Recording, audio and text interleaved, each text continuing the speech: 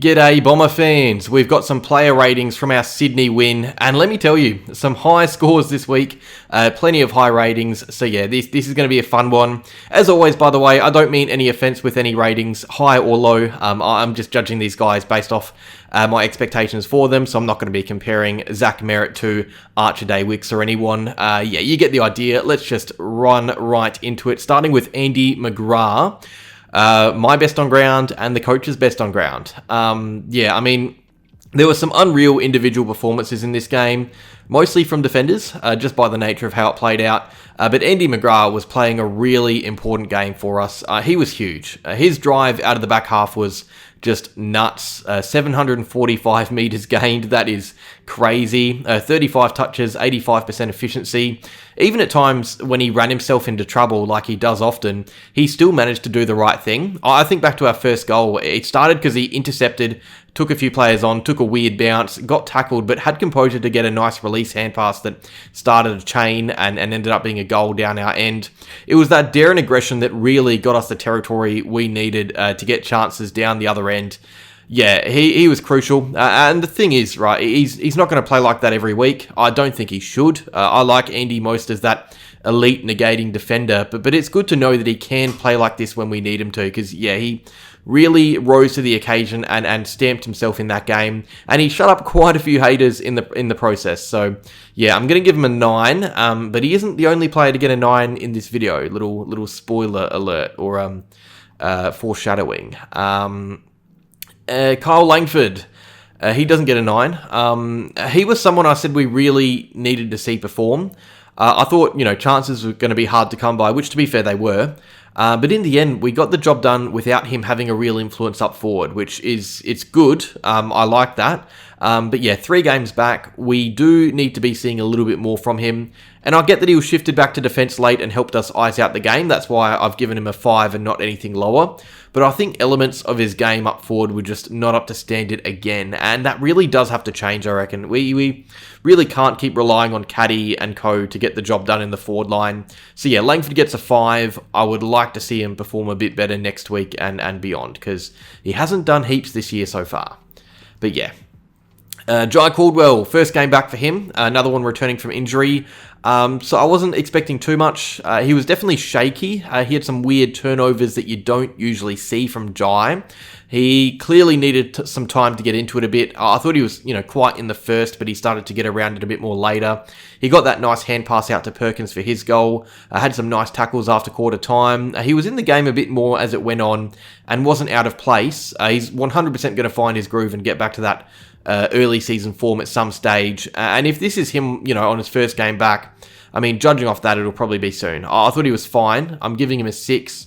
But yeah, we know he can be quite a bit better. Those early games, to start the season were, yeah, I mean, he was on track with Merrett for the vote, the Everything Essendon Player of the Year vote. So yeah, he gets a 6, but we know, first game back can't be too harsh on him. Speaking of Zach Merrett, by the way, interesting game. I know, I know people get confused with my Zach ratings because I've maybe been a bit harsh on him in the past. And he only got the 19 touches. I think maybe his smallest tally for the year.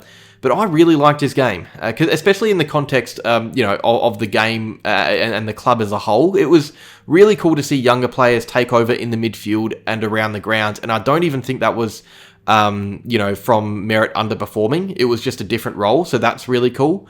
Yeah, he didn't win the game for us like he did last week, but he wasn't bad. He isn't even, close to best on ground, but he definitely played an important role for the team, which is really cool. He went off that tag by James Jordan by staying forward of the ball, leaving that midfield a bit vulnerable with, a different structure, not our midfield, their midfield, because, Jordan couldn't really find a place in the team, and on the flip side, Merrett could. He was up forward kicking goals, setting others up as well. So yeah, less of the ball, but a high impact with what he did. It wasn't a quiet game, 19 touches, but it wasn't quiet. He was genuinely doing good things each quarter, just in a different role to usual, and I think that's great coaching. You can throw Merrett in the guts and hope he gets to a tag to win us a game, or you can simply put him somewhere else that not only gives you a new look in that area and a fallback for the future, but it also takes a defensive midfielder completely out of the game. So I thought that was awesome. Merrett gets a 7. I thought he played his role perfectly. Ben Hobbs. Tough one to judge, actually. Because, look, I was talking about him in the VFL video I did the other day with Matt Guelphy, because I think that's someone who could potentially come in for a Ben Hobbs. But I've liked him this year. I like what he gives us at his best. He's had some really promising games. But yeah, I mean, there are some players who could slot right into that forward line at any given stage and give us, a more rounded team. Because we do have quite a few midfielders, playing in that forward line. Hobbs, Merrett, arguably Perkins, and look, Merrett isn't not Merrett. Hobbs isn't really playing proper midfield minutes, despite being a pretty pure midfielder.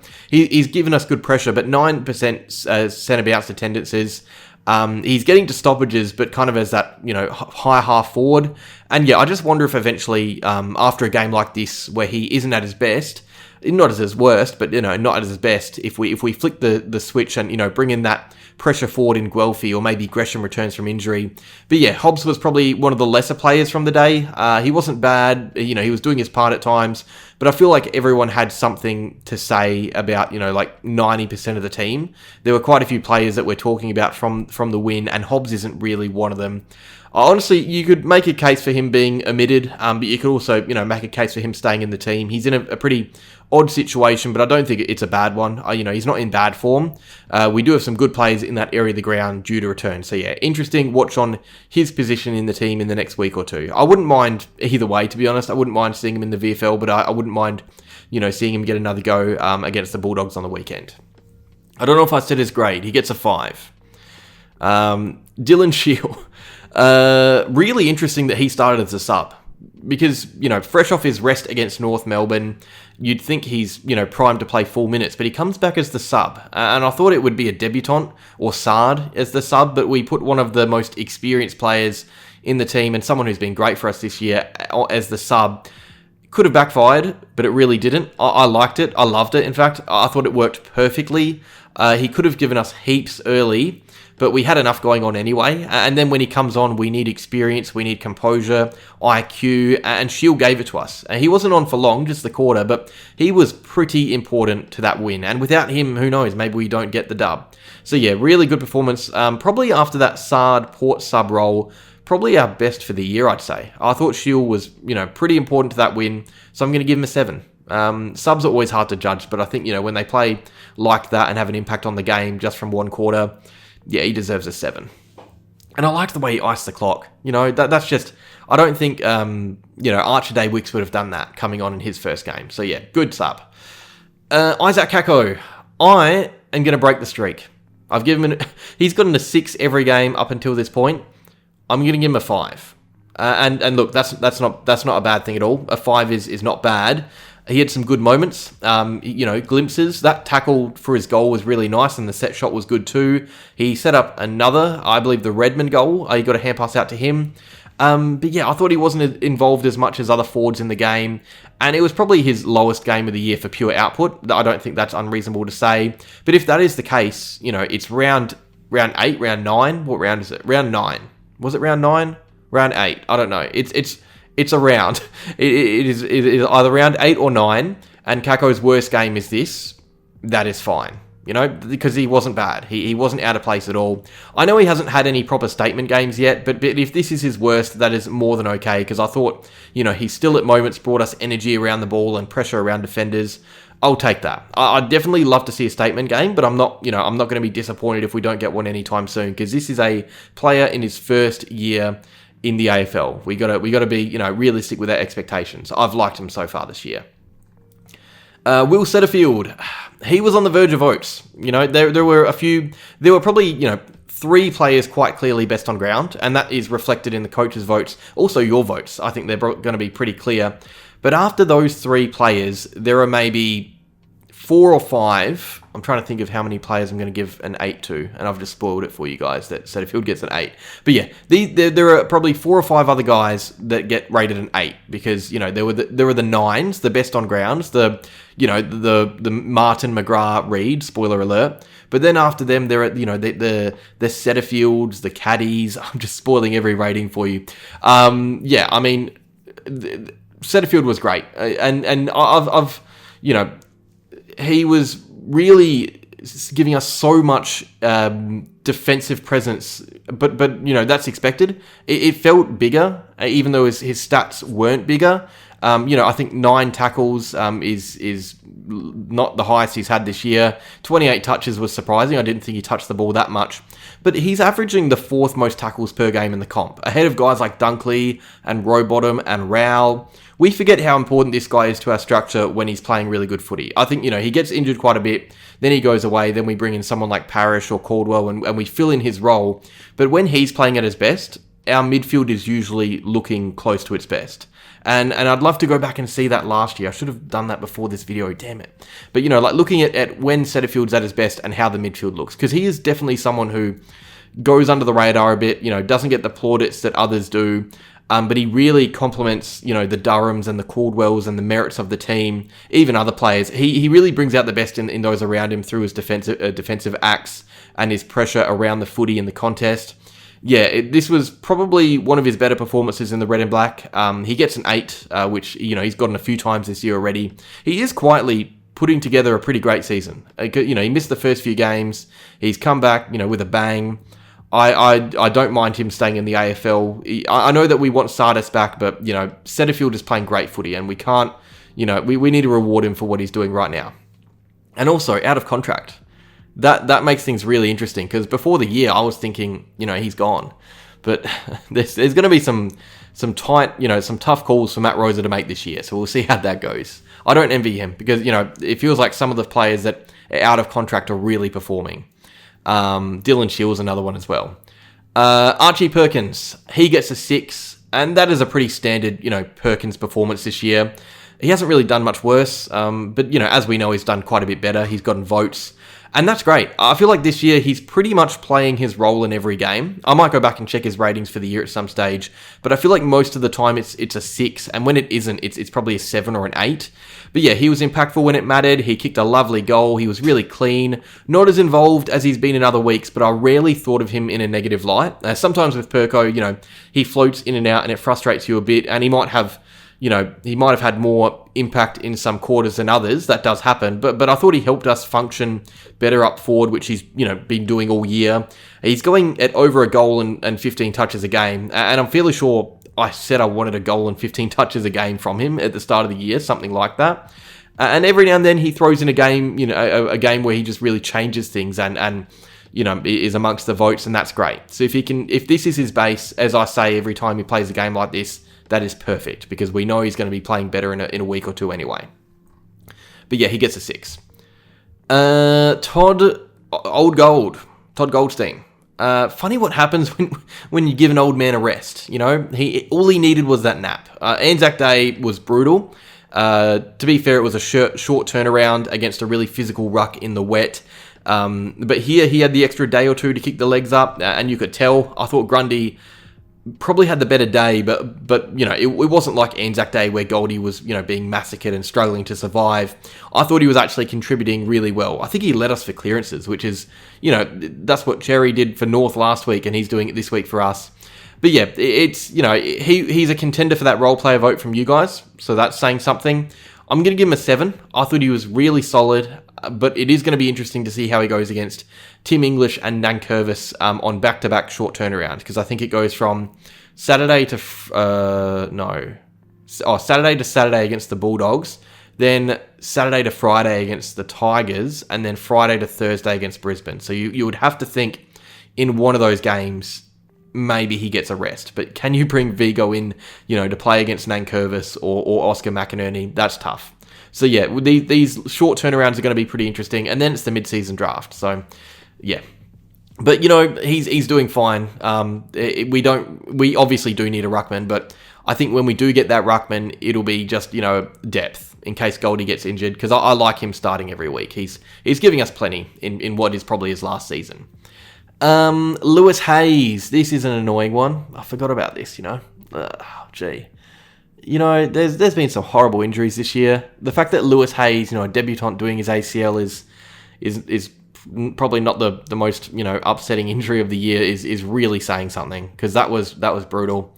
Yeah, I mean, and the annoying thing about it is he looked, and it's annoying, but also it's probably great. But he looked awesome. He looked composed. He looked like he belonged at the level. Apparently, after the game, the coaches and players were getting around him pretty hard to say you're at the level, you've kind of made it, and obviously the rehab's going to be long, but I think we know that he's going to come back and be an AFL player. I think we saw that in the three quarters. 16 touches, 87% efficiency, 3 intercepts, some lovely ground ball moments, which is not really what I was expecting. He had some really nice moments where he took control of a tricky situation on the ground, got a hand pass out. We obviously know now that he's out for the year, but I think the good thing to come out of this is the fact that we know he can play. I think he returns from that Rico and he's immediately, going to challenge for that first team again. It was probably one of the best debuts we've seen for a little while. Edwards, Hayes, I can't think of any more impressive debuts than that. But yeah, it was really promising. It actually, what it reminded me of? Not exactly in style of play, but I remember Jordan Ridley making his debut against Geelong in the country round game in 2018, maybe 2019. I don't know. But yeah, it reminded me of that, where he just looked at the level, because that's what Jordan Ridley looked like on his debut. Yeah, he gets a 7. Moving on pretty quickly, because I don't want to talk about any more injured players. We've got 4 mid-season draft picks, by the way. I don't know what the last time that's happened. That is just horrible. But yeah, Peter Wright, probably his lowest game in terms of output so far this year. Short year, to be fair. And honestly, I think that's probably more enjoyable for the team. Peter Wright could have gone and kicked 8 goals, and we would have won, and that would have been great. But I think he was due a bit of a mid game. Everyone has them. He's been fine this year. He's been great this year up until this point.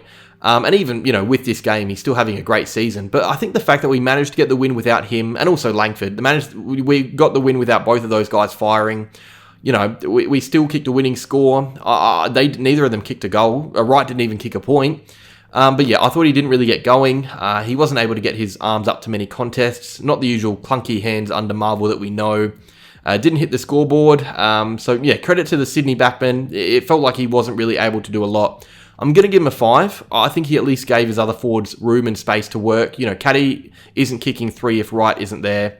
And it shows that we don't need him or Langford to fire to kick a winning score, which is pretty promising. Archie Roberts. Again, he was just really solid. It is hard not to just, love watching him play. He is such an enjoyable player to watch. I feel the same way watching him that I do watching Jaden Ewan in the VFL. I just love watching players like that. 27 touches, 85% efficiency. To be fair, he wasn't progressing the ball forward. It was, McGrath and Redman and even Prior. Roberts, there was a lot of sideways and backwards stuff, but, he helped us clean up a few tricky situations. And it's awesome because, this performance, if any other rising star contender plays like this, they're probably getting the nomination or they're getting praised. But, no one's talking about Roberts in the media. This is probably one of the worst games he's played this year, which is funny because, I'm giving him a 7. I thought he was great. It's funny because, he doesn't really get talked about, but he's having such a good year. This guy is averaging well over 20 touches a game. If he plays like this, he probably gets the Rising Star nomination ahead of, or maybe not ahead of Caddy, but ahead of anyone else for the round. After Caddy, if he wasn't already a Rising Star nominee, he probably would have had that. So yeah, I thought he was really good again, and he's probably had about 4 or 5 games that are nomination worthy. So super consistent. Yeah, he's almost disrespected. I feel like when people talk about Essendon for the future, they talk about Caddy and Kako and Reid and Durham. But Roberts never really gets a mention, from the media, the mainstream media, even though he looks like a genuine leader in the future. So yeah, he's a proper gem of a pickup. We gotta thank Dodora a bit. We obviously criticised the guy a fair bit, but he did have some good pickups here and there. And Archie Roberts trading up to get him and Caddy in the same draft, that is, in hindsight, very well done. And that was his last draft as well, wasn't it? Oof. Thank you, Adrian. Thank you. Adrian Dodora gets a 10 for this video. Is it drink break time? I think it might be. I'll leave you guys looking at Archie Roberts' stats while I get my drink. And this week, Jesus. Tough one to open. I've already butchered it. Oh no. I think I've stuffed this up. Do I have to get... There we go. I'll also check, because I do this every week. I never check who recommends me stuff. You know what? I'll just quickly talk about Sam Durham while I do that. I'm going to give Sam Durham an 8. I thought Durham... Look, his stats probably not at the best as they usually are. I think we can say that. But I think the centre, without Merrett there, he was kind of a non-entity in the middle. Well, not non-entity, but, he did his work up in the forward line. It left a lot, to be done for guys like Durham and Setterfield, and both of them were just workhorses. They weren't eye-catching. Durham wasn't playing that Anzac Day kind of game, but he was a genuine workhorse. Both of them tackling machines, 17 tackles between them. That is crazy. That's too many tackles. 8 for Durham. Kicked a lovely goal. He's been hitting the scoreboard a lot lately, which, I think we expected with his... because he was supposed to be playing quite a bit of forward minutes. But yeah, he was another one of these players that I wish I could have given votes to.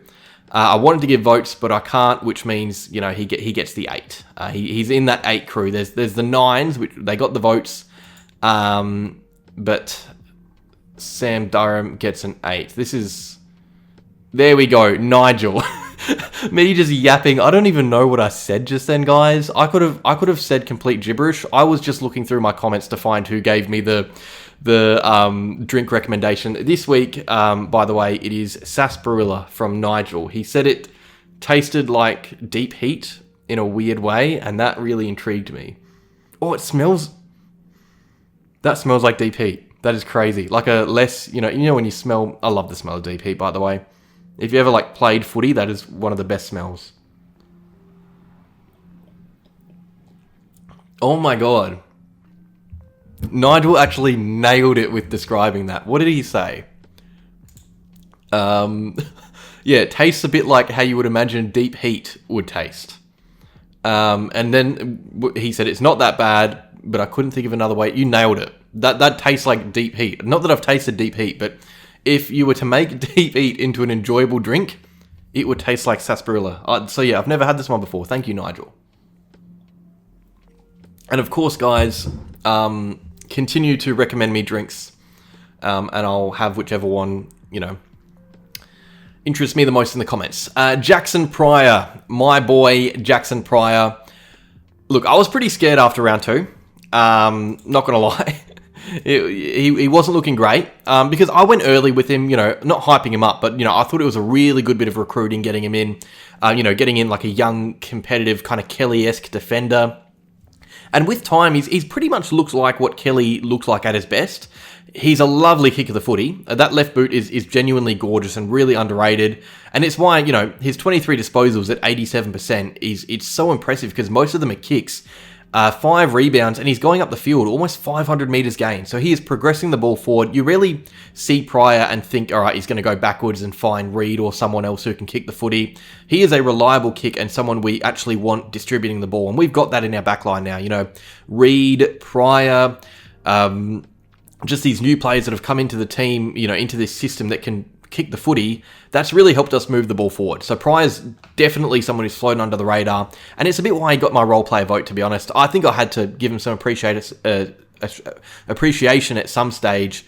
But yeah, and also, everyone talks about that Reid courageous mark where he's going back, with the flight. No one's talking about Jaxon Prior, I think in the second or third quarter, where he had to turn his body away awkwardly, stretch his arms right up without knowing where that Swans player was, clunked it with ease.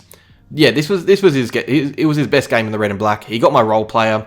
I really like him on our list. He might not be part of our premiership push or anything down the line. I know plenty don't care for him much, but he's just a sneaky, valuable squad player to have, because he's building experience. He's always competitive. He's still young, 23, I think. Someone might replace him in that back line down the line, who knows? But right now, he's giving us grunt back there, and he'll probably do so in the future too. Even if someone does replace him, he is a great depth player to have in your team. So yeah, I think if Edwards gets a contract extension, Prior 100% has to as well. Same age, same income, same starting balance. Anyway, Mason Redman. This guy is back to his best. And look, he was fantastic again for us. Again, I wanted to give him votes. He gets the 8. He's part of that. Everyone who gets an 8 in this video was I considered giving votes to. But yeah, I mean, he could almost get a 9 the way he was going. 32 touches, 530 metres gained, 90% efficiency. People talk about disposal efficiency being a bit of a useless stat because, it is a bit, misleading. But when you're getting that much field progression while also just distributing the ball so well, that is great. And that's Redman at his best. He kicked that lovely goal as well. He was getting up the forward half. That goal, I don't know how that travelled 50 metres or 55 metres, I guess, but it did. And also that late effort on was it Braden Campbell at Sydney forward in the goal square? I don't remember who it was, but there was a marking contest. He not only spoiled it to stop it going through for the goal, but he tackled his opponent, took up time, and then it ended up being a tackle from Duursma over the line. But it was that effort probably saved the game, I reckon, because that would have got them within a goal. Yeah, I mean, look, he probably saw the comments after that, was it West Coast or Collingwood, where he had a really poor game recently. I remember everyone flaming him. Some were asking, for him to be dropped. But since then, he has been on an absolute tear, been one of our best players, been playing like that 2023 All-Australian Red Dog, yeah. So he's great. Loves Marvel as well, by the way. We talk about Peter Wright loving Marvel. Mason Redman loves Marvel Stadium. I think if you go back and look at all his best performances, 99% of them would be at Marvel. He absolutely loves the ball pinging around under the roof. I'm going to have another sip of the sarsaparilla. It's you know what? The aftertaste really saves it. It does taste like deep heat straight away, but it, it's a good deep heat. Gee, Nigel, well done. Xavier Duursma. Speaking of Xavier Duursma with that tackle, I'm going to give him a 6. He did have another weird moment. I don't even remember what he did, but I remember thinking in my head when he did it. You know who I thought of? I thought of Scott from the Lunchtime Catch-Up podcast, because last week when I did this video, he commented, about me calling Duursma a goofy goober, because you would never think Duursma is a goofy goober. But he had another brain fart moment in this game. I wish I could remember what he did, but it was, if you guys remember, let me know down below, because he did do something just plain silly, which is, I wouldn't be talking about it if it wasn't Duursma. Everyone's silly, but Duursma is such a reliable player. So it's been, I'm not worried or anything. It's just, it's funny to see him do, 2 odd things back to back. But yeah, I mean, I thought he worked really hard to give us great coverage behind the ball. He got into great defensive positions on that wing. As I said before, that Redman goal-saving, moment, that was also Duursma too, because he came through with that clutch tackle, ripping the ball over the line from behind. And yeah, that could have turned out to be a game-saving moment from Redman and Duursma. So yeah, Duursma, not at his very best. He gets a 6. He's definitely played better, but I thought he was really solid on the wing yet again. Nate Caddy. I think we might be coming up to a fun section of the video. Nate Caddy, yeah, I mean, Rising Star nominee, and gee, we are beyond lucky to have this bloke. I was having a bit of a chat with a Hawthorn friend about a video that Dylan Alexander did recently where he ranked Caddy above Nick Watson in that 2023 draft. And it's interesting because, you could argue Watson is arguably a better player right now. But then you see games like this from Caddy, and I mean, I really cannot remember the last time a young key position player excited me this much. Just from any team, not even Essendon, but the way Nate Caddy plays is so impressive. I know he doesn't kick heaps of goals, or at least he didn't early. He's been kicking them lately. But his work rate and effort and IQ, he's actually a really smart player. This week, he's been compared to every great key forward. Everyone's getting around him. I've seen him compared to Buddy Franklin, which I don't get. I've seen him compared to Charlie Curnow, which I get a bit more.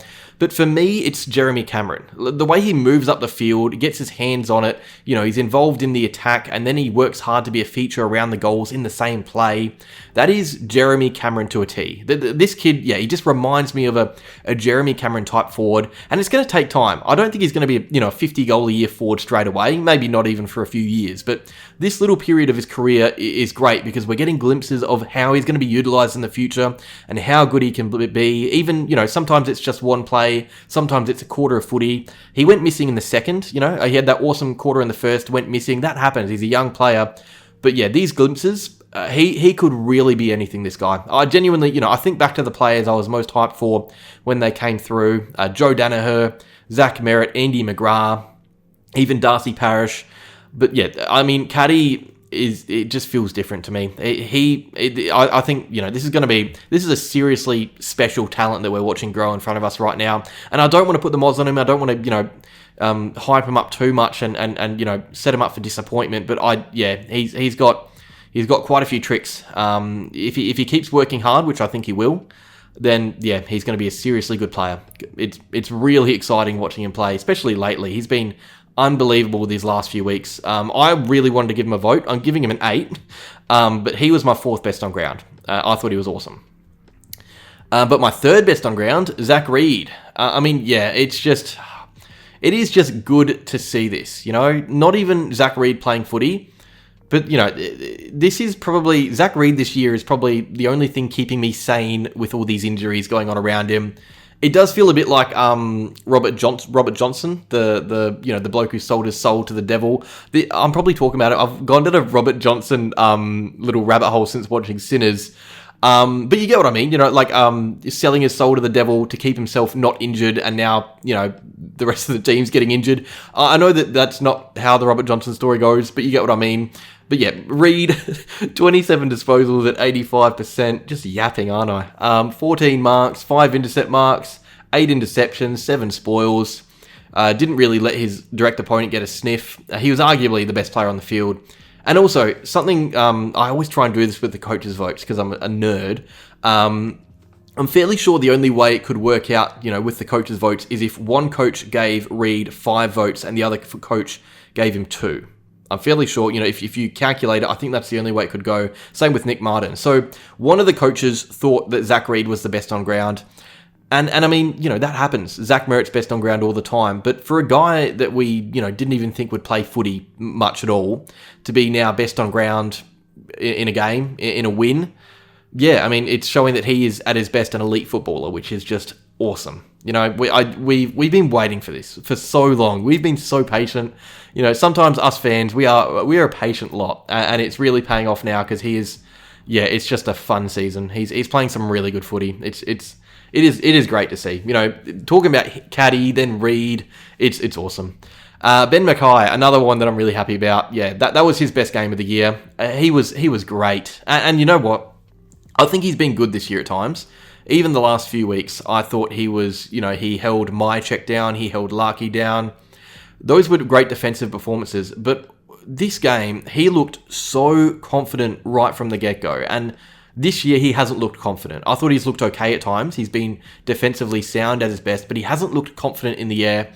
I think it started with that one-handed intercept mark where he kind of reached out with the one mitt while falling and still somehow clunked it. From there, he went on to have another 4 intercept marks, 3 contested, didn't lose a one-on-one all night.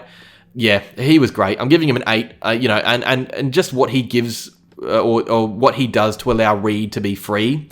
I think these two work really well together, and they were working really well with Hayes. That's the frustrating thing, is that, we've had all these injuries. Like, Ridley went down, we thought that the structure would fall away, but we looked great with Hayes back there, and that's why it's annoying that he's injured now. Bloody hell. I was having fun. I was hyped from, Reid and Caddy, and now I'm back thinking about Hayes again. Gosh darn it.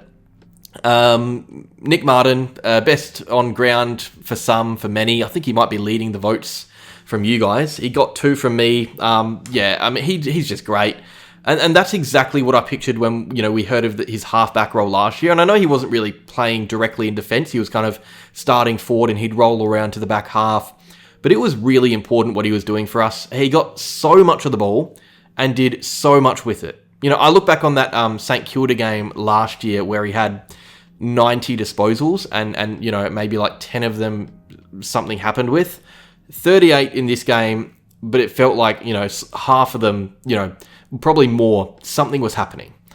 Yeah, and also, it's the fact that these repeat efforts, he makes me tired watching games. He's so good by foot after those, repeat sprints. It's nuts. The fact that he has that composure he must be gassed in some of these moments. You know the one where he kicks it to Caddy for his third, where he's running around the forward line after being involved in the middle of the ground? I don't know how he's even able to sprint after that, but the fact that he can lower his eyes and find Caddy in between about 3 players, that is crazy. That kick is on his non-preferred as well. We got to give that kick way more credit than it gets. I know that everyone's talking about the Caddy aspect of that goal, how he works hard up the field after getting that hand pass off, and yes, that's amazing. But Nic Martin in that play is unbelievable. That is Zach Merrett-esque what he did there. Yeah, I mean, and also, he's so durable, but involved. He never gets injured, never gets a big knock, but he had the 5 tackles. He doesn't shy away. Yeah, this is a great player. We're so lucky. Again, I don't know why I'm praising him so much this video, but Adrian Dodoro, thank you. Thank you, Adrian Dodoro, for this one. This is an absolute gem. And you know what? Oh no, this was Matt Rosa, wasn't it? Saad El-Hawli. Yeah, lovely game from Saad. He was probably one of our best at halftime. He had the 15 touches. He was forcing the ball forward. Got a bit quieter as the game went on. I forgot to say as well, his first full game of footy. I really thought he was going to start as the sub or something, but he played out the whole game and looked so at home. Kicked his first goal too. That was great. Pulled out about 30 different celebrations, including Duursma's celebration. He's a fun player to watch. There's just energy when he's around the footy, which is great. There are players in our team now that there's just energy.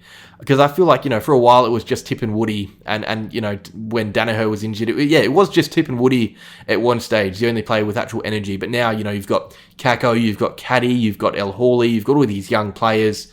Yeah, I'm going to give him a 7. And also, I think it was probably the best our wing has looked, as a whole, with Duursma on one side and El-Hawli on the other. So I think that's going to be interesting to see how Jones fits back in the team when he comes back from that injury, because, yeah, El-Hawli looks great. Archie Day-Wicks, our last debutant. Bit quiet, which is, expected. What I did like, though, was how calm and collected he looked with the footy. Because sometimes, when you're in your first game, when you're not getting your hands on it heaps, he had 6 disposals, you can tend to be a bit jittery and kind of lose touch with the pacing of the game because you're just not involved as much. But every time he had the ball, I feel like he was measured. I remember, 6 touches, and I remember pretty much all of them, which is telling. His goal was lovely. Weaved through about 3 or 4 Sydney players to snap it through in the beautiful black boots as well. Love that. Yeah, good stuff. I think he deserves to play another game. He might not cement his spot in the team right away. Might be back in the VFL in a few games, but I think that's fine. I think, this game has showed us that when he's around the ball, he isn't afraid to own the moment, which is awesome. He's going to be fine at AFL level, still so young, much like Hayes as well. 2 good debutants, awesome stuff. And finally, our coach, Brad Scott, we're giving him the 9. I thought that was probably his best coaching performance I've seen, not ever, but probably in a long time. Masterclass. You could throw that word around. It was really good. Not a masterclass of coaching, but coaching to throw your opponents off guard, because the magnets were constantly moving. Martin roaming to the back line was a major feature. The 3 talls down there dominated in the air. I was worried about our height going in, but it proved to be defining how tall we were. I thought what he did with Merrett was just genius, playing him forward, which forced James Jordan to kind of just play footy. Jordan's better with a roll or as a tag, and he's not a great D50 defender, so he can't follow Merrett in there. So it kind of forced him to just act at stoppages while Merrett did damage in the forward half. That is awesome. Carl Langford going back late was a good Hayes replacement, even if he didn't have heaps to do. And I thought the way the team ate up the clock was just professional and really capped off a good win. Dylan Shiel as the sub, that is a weird move for the team, putting one of your most experienced players in a young side as the sub, but it worked wonders. I thought that was perfect. I probably think he starts next week, but yeah, this was just a great coaching performance. Scott gets a 9. I thought, yeah, just, pleasing win. The more I think about it, the more pleased I am. But yeah, that is that. Player ratings done. Probably a longer video because I yapped about God knows what for a solid 50 minutes there. Not 50 minutes, what is it? 40 minutes. That's not too bad. You guys, there's probably only 5 of you listening right now anyway. And if you're listening, make sure you like, make sure you subscribe. Comment down below what drinks you want me to drink next week. The sarsaparilla, thank you, Nigel. I actually really like that. And yeah, go Bombers.